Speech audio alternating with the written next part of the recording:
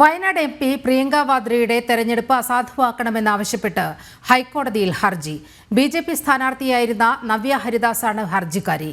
നാമനിർദ്ദേശ പത്രികയ്ക്കൊപ്പം സമർപ്പിച്ച സത്യവാങ്മൂലത്തിൽ പ്രിയങ്ക വാദ്ര സ്വത്ത് വിവരങ്ങൾ മറച്ചുവെച്ചുവെന്നാണ് ആക്ഷേപം.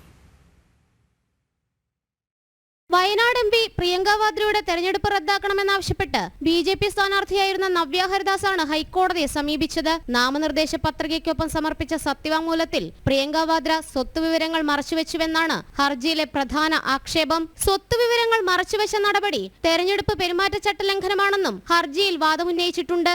റോബർട്ട് വാദ്രയുടെ പേരിലുള്ള മറ്റ് രാജ്യങ്ങളിലെ സ്വത്ത് വിവരങ്ങളും നൽകിയിട്ടില്ലെന്നും ആക്ഷേപം ഉന്നയിക്കുന്നു. വയനാട് ജില്ലാ കളക്ടർക്ക് മുൻപാകെ നാമനിർദ്ദേശ പത്രികയ്ക്കൊപ്പം സമർപ്പിച്ച സത്യവാങ്മൂലത്തിൽ തനിക്ക് 11.98 കോടി രൂപയുടെ ആസ്തി ഉള്ളതെന്ന് മാത്രമാണ് പ്രിയങ്ക വെളിപ്പെടുത്തിയിട്ടുള്ളത്. ഭർത്താവ് റോബർട്ട് വാദ്രയുടെ ആസ്തി 65.55 കോടി രൂപയാണെന്നും സത്യവാങ്മൂലത്തിൽ ഉണ്ടായിരുന്നു. ഹർജി ഹൈക്കോടതി ക്രിസ്മസ് അവധിക്ക് ശേഷമായിരിക്കും പരിഗണിക്കുക.